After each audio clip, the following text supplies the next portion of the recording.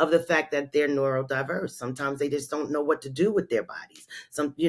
It's like the brain and nerves and everything is just out of sync sometimes. So, like sometimes kids stem and flap, and people might look at, but it's like, it's okay. I look at them and smile, Mm-hmm. it's okay. It's all right. Because guess what? With these statistics, you might start seeing more and more people in the streets like that, or wherever you might be. Absolutely.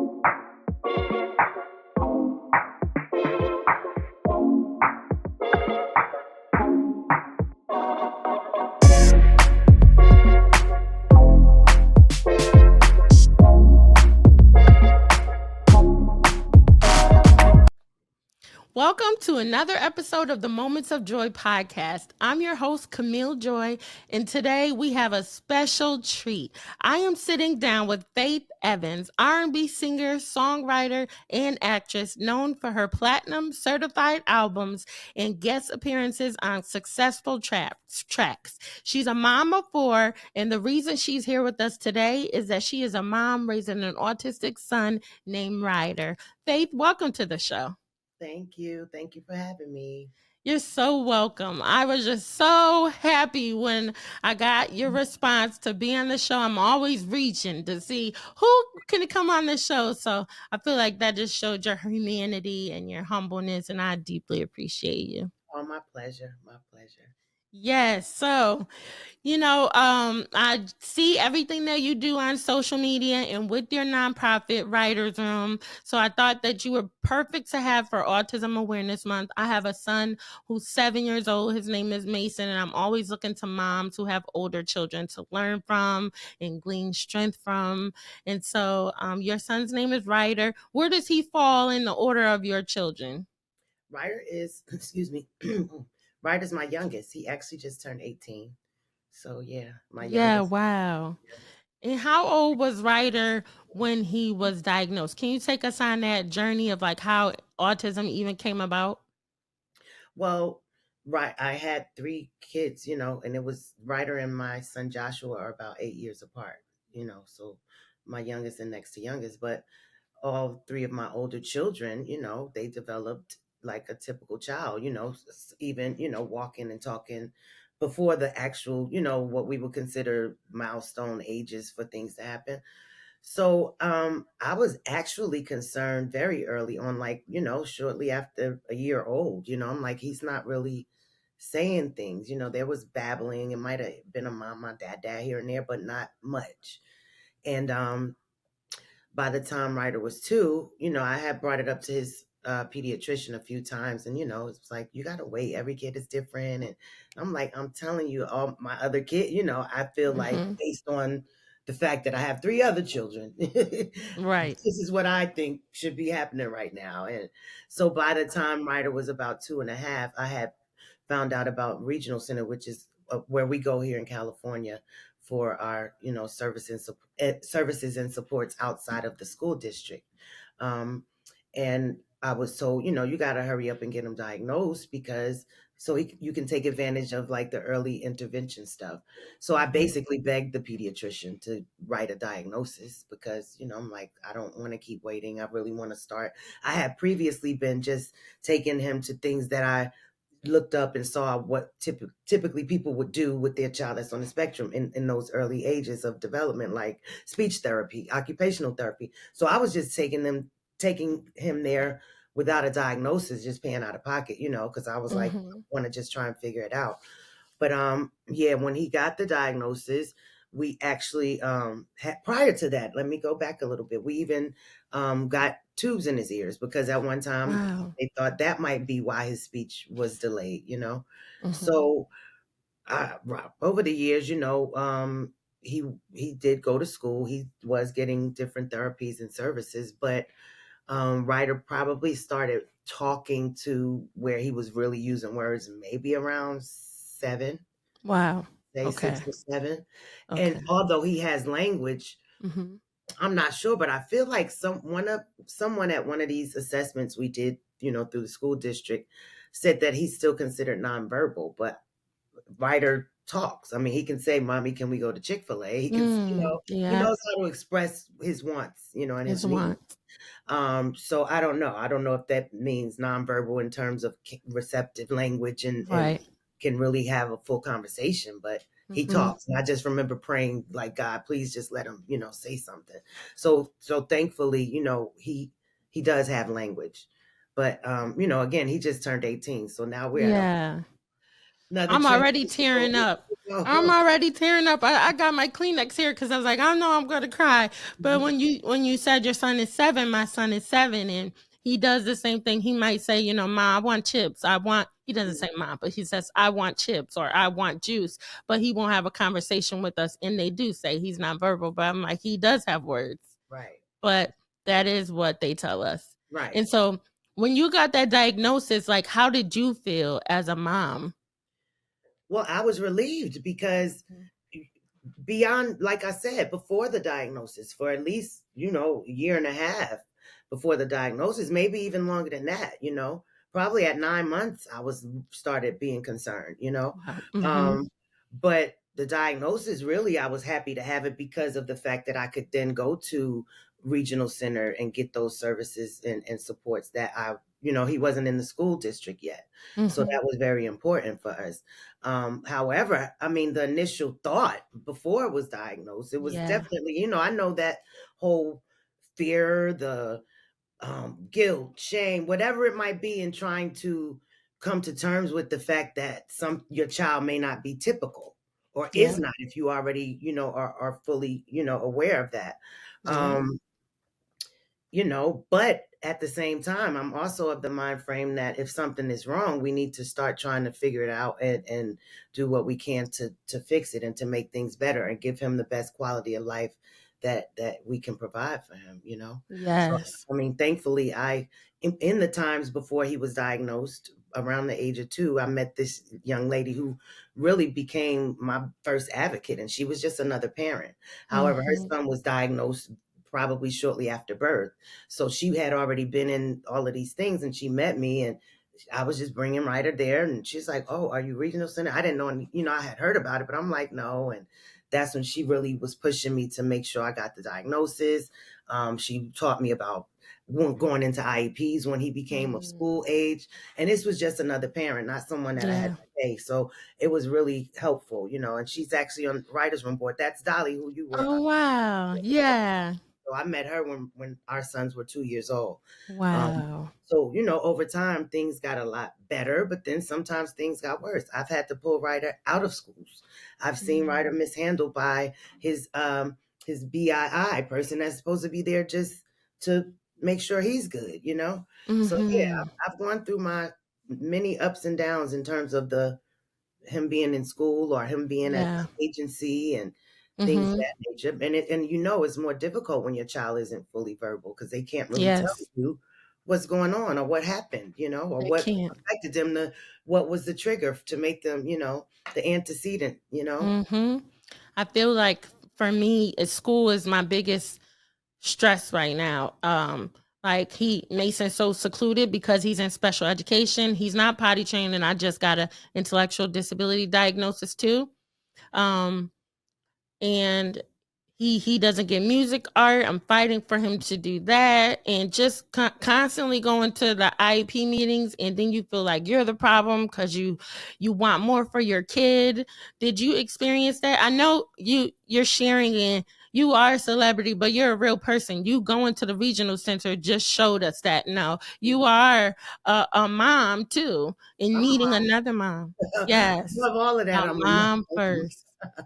um, and yes, I mean, I'm sorry. Repeat your question. I thought I. Yes, so in school, um, did you have, I think I remember you saying you actually sued the school district. Am I right? Well, I think I sort of just use that word loosely. What it is Okay. called is due process. Due So basically, process. in, I after the year that I pulled Ryder out of the actual a school district school, I Hmm. started to build his program. And this happened to be right before the pandemic. So Okay. a young lady that was already working with him, his behaviorist, um, over the pandemic, she was working with Ryder as a behaviorist, and she does like social skills classes with some of the kids. And so he was familiar with her, and she offered to continue his academic stuff at my house during the pandemic because I had just pulled him out of a district school and I didn't know what I was going to do. I knew that Mhm. none of the places they were offering were not going to work for Ryder because he had already probably attended them or toured them, or he was Mhm. pulled out or put out, one or the other, Mhm. Um, and so thankfully, God, had it so that this young lady Malika was available to do that. And so after school resumed and I had my next IEP, I was like adamant about, no, I want to continue what he's doing. He's not just cutting out squares. He's actually learning math and learning how to Yeah. read and write, with Yep. this, which is what he needs one on one. An Yep. IEP is supposed to be individualized, right? So you're That's supposed right. to build a program that works for this individual child, and that wasn't happening for my son. So thankfully, I was able to, pull in people in overtime. We sort of built Ryder's daily program as if he was at a school campus, but he's not. He's not at home. He's at her clubhouse, but still he's actually learning. He still Mhm. gets to do tennis. He still does boxing and APE classes and speech therapy, but it's just one person that takes him and supports him through that, which is it's a blessing. And I know that everybody can't do it that way. But at the Yeah. same time, a lot of people don't know that you can also challenge or disagree with the IEP. I didn't even know what an IEP was when I first went into it. I just thought it Wow. was a parent teacher meeting. My son just happens to be in special ed. And I signed it. And then Dolly was like, don't you sign that? Oh, no, no, no, no. We're going to go. I'm going to tell you because I didn't realize this is a contract. They're getting a whole bunch of money from the Yes, government they are. Yes, for they are. with this IEP. Mhm. Oh, and a lot of people don't know that. If you don't know, No. you don't know. Let alone have somebody tell you, no, you probably would tend to just sign and agree because you want to think that all these things that they're saying in here and these supports and services they're giving are actually happening. You don't Yes. know that because you're not in school with your kid, when. So it's like it's a weird Mm. thing. But if you don't Mhm. know, you don't know. You don't know. Which is sort Yep. of why when I started Ryders Room, the first things that I wanted to do over the pandemic were those symposiums. We did a bunch of educational symposiums for free. They're still on the YouTube page. If anyone wants, that covered different topics Mhm. about things that I personally have had to learn or am still learning or still kind of going through having to deal with. So yeah, that was Yeah. the inspiration for even doing those. Yeah. It's funny how, that happens, like your pain just like develops into a purpose. And even though Ryder was going through that, it was for a whole bunch of children, including mine, coming behind him. Right. Um, so when he was in elementary school, was he in special education, the self-contained classroom?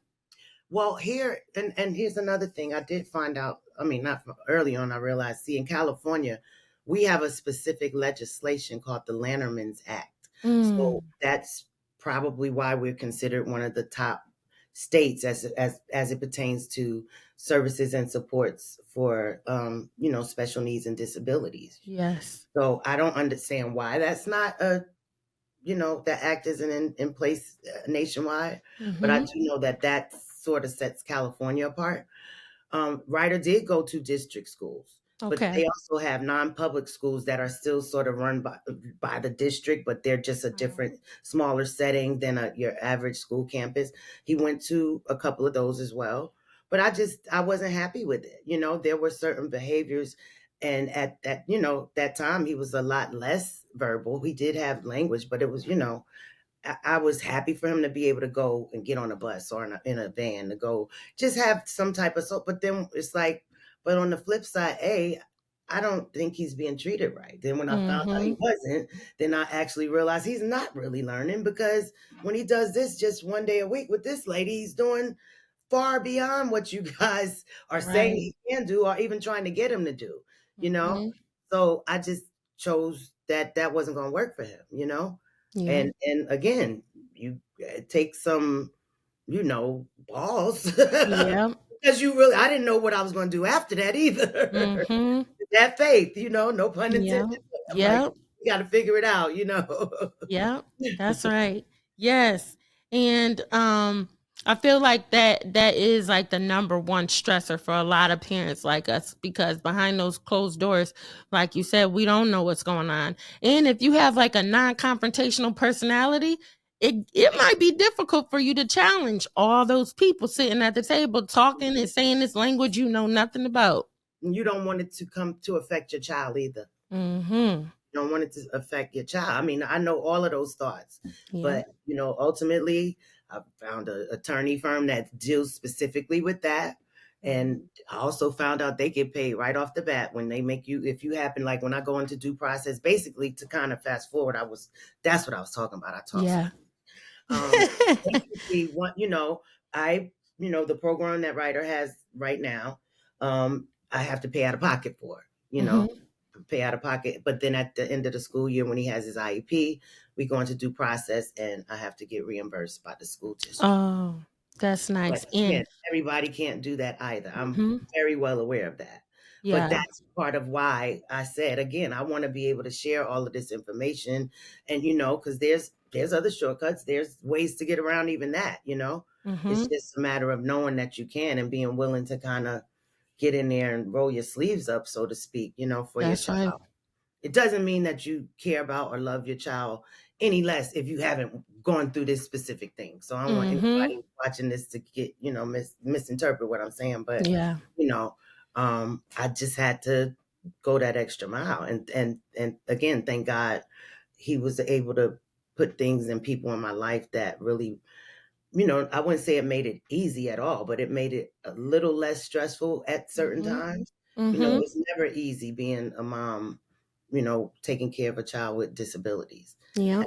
Ever, Yep. but And you highlighted the importance of that other mom. She right. didn't know you. She didn't look at you as like, "Oh my gosh, that's Faith." This was a mom who had another child with autism that could teach you. And like Hmm. that's the value of community Yeah, and just sharing everything that you learned to make somebody else's life absolutely. easier. And I feel like nothing's a coincidence, because this morning I Googled due process in my state, and I was like, what's the next step? Because they keep denying my son music and art. But that's the only way he really talks is through music. He's musically gifted. Like Right. he'll sing a whole commercial, but he won't even talk to you in conversation. My son as well. My son, Wow. he can sing. He Hmm. actually does voice lessons. And Wow. you're You in Houston, correct? I'm in Houston. Are you Hmm. familiar with Liza Lawrence? In the Nope, I'm not. Okay, so I'm gonna that's write that name down. Liza Lawrence. She honored me a few years ago at her gala out there in Houston, and she has a foundation. I think she has a school or a school program. She Okay. has two kids on the spectrum, and we're actually honoring her at our first Ryders Room gala this year. But she was a guest on one of our symposiums. She's in Okay. Houston, and I know that she's been walking that walk for a minute. So Okay. I would love to connect you guys because Thank you so much. there Yes, I that you wrote her might. name. Yeah. Okay. And I'm coming to your Perfect connection. yes, yes. See, there you go. And I'm Yep. coming to the gala too. I saw that online and I said I'm going. Soon as you launch the tickets, and I'll share too. Um, and so you have other children. How was that sibling dynamic, raising them, and maybe sometimes you had to pay more attention to Ryder or do more with Ryder or have more specifics for Ryder. How was that raising them and getting them to understand autism? I don't think that part was much of a challenge in terms of them getting used to Ryder having to him requiring more time and attention. Um, you know, they were very helpful actually. Actually, when as Ryder was growing up, for a while I was still doing shows and traveling and doing albums. So they were like his caregivers. My daughter China was like his first caregiver, really. You know? Yep.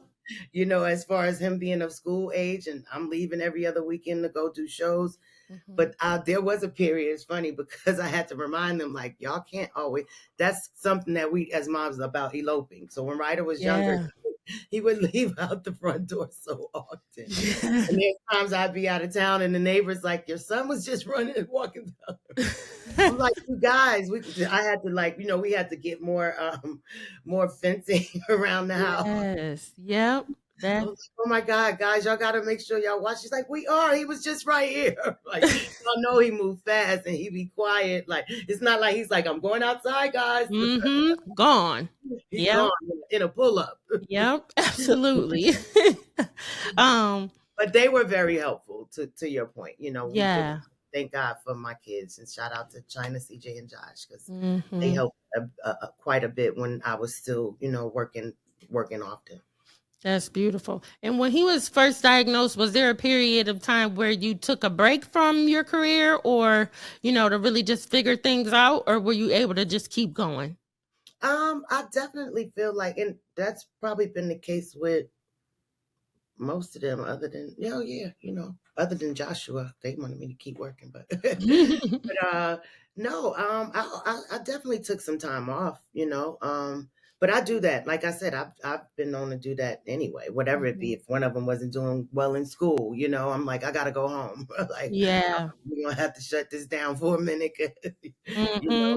Yeah, that comes first. So Yeah. absolutely.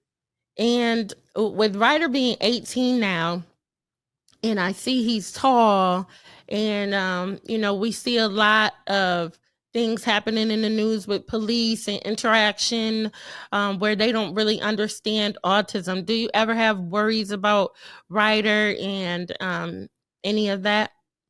Absolutely. But you know, and that's the tricky part. We can't be with them all the time. Mm-hmm. Even if they're with someone else, just things happen sometimes. And yes, I do, but I also think that's a part of, why part of our mission at Ryders Room as well is that's one of our goals on our mission statement is to bring, community awareness. And in that we meant, there's wording in there that kind of specific to our municipal people and, policemen, firemen, whatever you may be, but anyone that, is an official for the city that might come across your child to have more awareness. They should have like little workshops for them, or just an informational session here and there. Like we talk to people about doing things like that within the like fire department and police department out here in LA. I think that would be a great thing if, and I do know there are some regions that are already very much on top of that. Mm-hmm. But I'm sure it all started from a parent. Right. Mm-hmm. Like, hey guys, you gotta, y'all Yeah. need to be more aware of this right here because there's more and more kids that are being diagnosed. So, that Absolutely. awareness needs to be there for sure. Yeah. As you just said, there's more and more kids being diagnosed. How do you feel about that? I find myself getting triggered whenever I see, people talking about it. And I'm like, okay, you can't be sensitive. Just don't even comment. How do you feel when you see people talking about, oh, this, they didn't have all that autism when I grew up? Hmm. Well, I just feel like it's a sad thing because there's I don't to my knowledge there's still no gauge on what the cause really is or cause is. Hmm. Um, and it's very sad. However, as far as older generations and people, I think it was just kind of labeled as one or two things. Right. There weren't as many tests. There weren't as many people trying to having awareness or a passion to figure out that thing. It can't all but just be this one thing. It Hmm. can't just be where whatever they used to call it back in the day. I don't even want to use that word, but you Yeah. know what I'm Yep. talking about. Yep. But it's like no, because then later on I realized that a cousin of mine, no, she actually has Down syndrome. Listen. It's Yeah. not that there it's called something. So I think Hmm. once there were different names attached to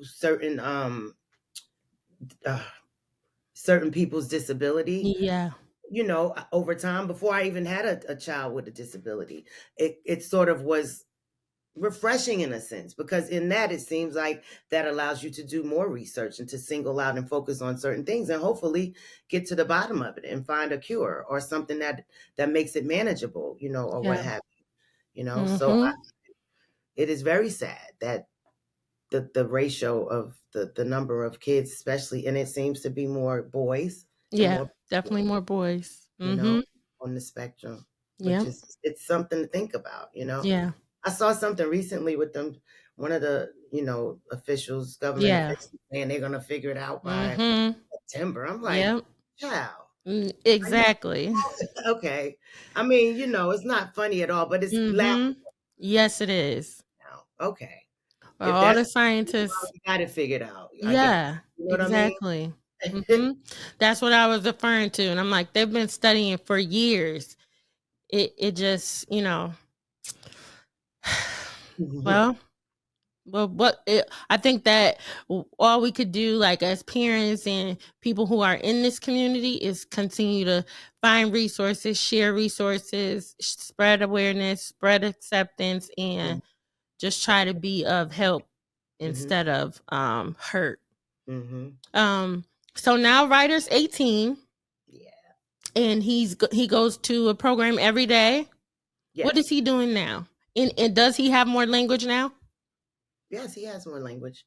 He has more language. But say if I was to say, Ryder, what did you do today? Like he's familiar with his schedule. He might say, "Oh, I went to NeuroFit, which is where he does his like OT workouts."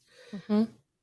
But other than that, he won't say, "Oh, well," and then I say I hit my arm in the bathroom at the club, or Right. whatever. You're like, what happened to your hand? Hurt myself. Like it's very, it's we can't have a real exchange. It's like without prompts. Sometimes if I Hmm. prompt him or kind of guide him to something, or give him choices and what to answer, and he'll pick the right one, but it's not, certainly not on the level of an 18-year-old. Hmm. When you were raising him, did you have a lot of family support outside of his siblings, like mom, dad, cousins, or sisters? And, and if so, did you have to educate them along the way? Did you ever have ignorance from family? Um, I wouldn't say so much because actually when Ryder was younger for many years, my kids all would go spend summers and Christmas holidays, like when I was still on the road a lot, they would go spend summers and Christmas holidays back east between my mom and Miss Wallace, rest in peace. She would Mhm. keep all of them. Oh, wow. Well, actually, you know what? That's before Ryder. When Ryder was born, oh Mhm. no, Ryder did go up there too. I'm bugging. They all used to go up there. Yeah. Yeah, so no, I mean, I think because his siblings were there too, they were Mhm. able to kind of help whoever needed some guidance in what he was asking for, so to speak, or whatever Mhm. that might be. I think that helped a lot, So no, I Yeah. did. And I saw you on the news. You went back home to Newark to speak and share with the parents. How important is that to you? Reaching back to where you came from. Well, I think that's a great thing that I was able to do something in Newark, being that I'm from Newark. But Mhm. it's funny because Ryders Room, I'm based in Los Angeles. Mhm. So I guess it would sort of have been considered that Ryders Room is based in Los Angeles. But one of my Mhm. friends who's on the board of Ryders Room, she's also an administrator in the school system in New Jersey. Mhm. So she thought, hey, it's Autism Awareness Month. I want to set something up for Ryders Room to, partner with the city. And we're actually partnering with the city of Newark to do our gala. So I'm like, okay, let's, that's fine. And it's where I'm from. I get to go see Yeah. my family, and my friends. Mhm. But yeah, I mean, I think it's important just to reach back, period, whether it's to Newark, New Jersey, whether it's right here in South Central, where I'm at right now doing this interview. I Mhm. just really want to use my platform to help in whatever ways that I can. Mhm. Um, if there was a mom who is just gotten a diagnosis and she is listening and she is has tears rolling down her eyes. I literally just saw a post in a support group I'm in on Facebook, and the mom said, I have two autistic kids, and one just got an intellectual disability diagnosis. I'm lost for words. My heart is broken. What would you say to a mom like that who's just in the beginning and doesn't even know where this is gonna go? Wow. Wow. Um, I know that feeling, but again, even still, I felt that way before a diagnosis. But at this point, I think that staying in some type of, whether it's prayer, meditation, if there's someone that kind of gives you some type of positive affirmations in your life that you have around you, those are things to kind of people and things to lean on for sure. Because although it feels like it feels like it hurts, but Mm-hmm. knowing is like a good thing, if you really look at it from the perspective of improvement, Yep. it's like somebody. And this is, if you can't go in and blindly try and fix something that has so many things that could possibly, that you have no idea what it is, at least you have a start. I mean, and I don't know, what age was your son when he was He diagnosed? was 2. Okay. Mm-hmm. And was there a certain test or something? Yep. We ended up getting But there was tests. one when Ryder was young. Oh wow. I don't know. Yeah. He just wrote it, and you know, Wow. Yeah, sure we there had to go to. would have given it to him. Yeah. I don't We. think there was one. So I think Wow. that is that's a good development that's Mm-hmm. there. And B, Absolutely. now God is not going to give you anything He don't think you can handle. And Come I on. think it's up to us to think that way and to move that way, as Mm-hmm. difficult as it may be sometimes. Yeah. But it's like a badge of honor because that's your responsibility. He must really think highly of you to know that you are able. Now, everyone doesn't complete that and really Mm-hmm. take it on, but Mm-hmm. He knows you're able to work through it and figure it out. Um, I think it's just a matter of, hey, that what I just said, the work. You gotta, there's some work required. You gotta investigate. You gotta find things. It's definitely not gonna just fall in your lap. There's some things might be more accessible and easier to find than you think though, Yeah. but at the same time you do have to. Yeah, and it can be a rabbit hole looking for stuff. I know I used to just Google autism this, autism that, and you find all these different things. But if you don't really know what your child needs, because they're not even that developed to exhibit certain things yet, you know what I'm saying? So it Yeah. can be tricky. I think maybe even something like you mentioned, which I've never been a part of, with Mm-hmm. Ryders Room is actually starting our first parent support group later this month. But maybe Awesome. something like that, joining Mm-hmm. finding a support group online or that you can join. And sometimes a lot of the questions are answered right there by other parents, or you can ask them to other parents who've actually experienced it as opposed to a clinician or, someone, a That's doctor, right. someone that really lives it every day. But my prayers to that parent, and I know that over time there's just more and more information and more access to things that are out there. That's one of the good things about this internet thing. So Yes, it is. There's no way we would be here with you if it wasn't for that. And can you tell us a little bit more about Writers Room and what you guys are doing? well, writers, now I need to read my mission statement because I should know it. But I mean, just simply put, it was birthed from me knowing that there are so many children that are just not getting the services and supports because there are so many parents that don't know about a lot of things as it pertains to just living this life, raising a child with disabilities. And so a lot of things differ from, region to region. Like I said, the regionals, we have a legislation here in this state, whereas other states don't have that same legislation. But I wanted to be able to, again, use my platform to be to offer space, to offer resources, to offer support, and information to those families that are raising amazing human beings with different abilities.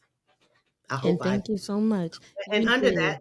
under that a lot, I don't, because initially I was writing all these detailed things when I was getting the foundation together, and the lady was Mhm. like, okay, now it sounds like you about to do 1,000 things, and what you doing? So make it general where it still could cover all of these things you want Yes. to do, you know what I mean? So Mhm. we're, again, like I said, we're doing our first support group end of this month. Mhm. We're planning for our first our inaugural gala, September Yes. 7th in Newark, New Jersey at the Newark Museum. Mhm. We're going to do our eighth or ninth episode of our free symposium sometime in May. Okay.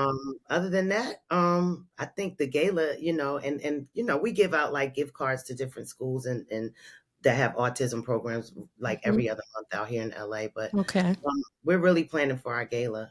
That's kind of the big thing on our calendar. But again, Yes, ma'am. anybody that hasn't, there's a series of informational symposiums called Good Deeds for Special Needs, and it should be Mhm. on the Ryders Room Facebook page, YouTube page, whatever it It's is. on YouTube because I Yeah. watched some. And Yep, I did. yeah, I was we on the got lives. a room, so if Yep. anybody wants to check them out, and we'll be doing another one soon.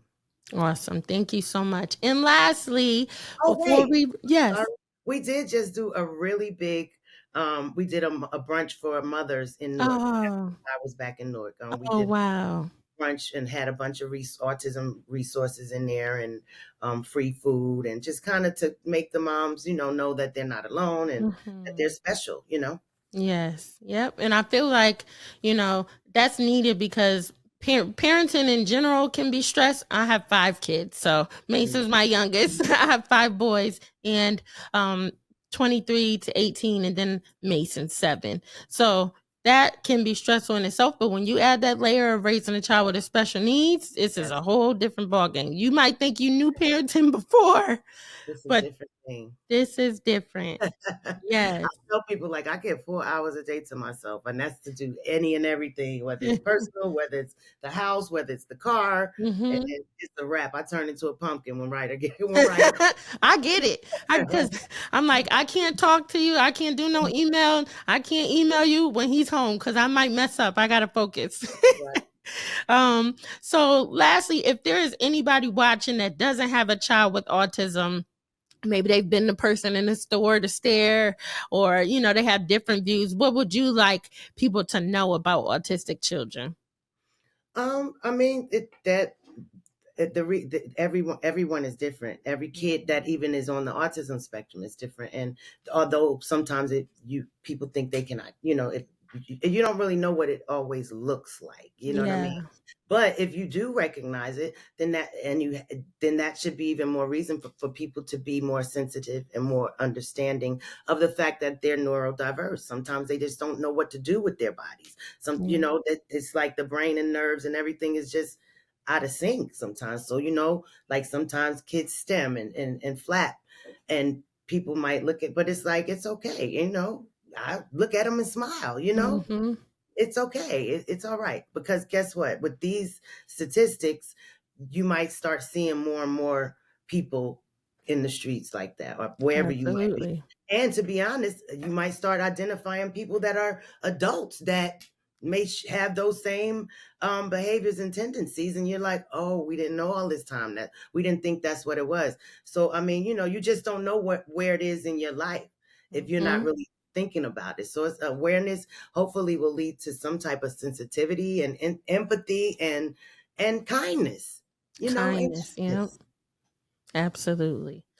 Well, Faith, thank you so much for joining us today. I just appreciate you taking your time out to share and to encourage parents that have children with autism and to spread awareness, to spread acceptance.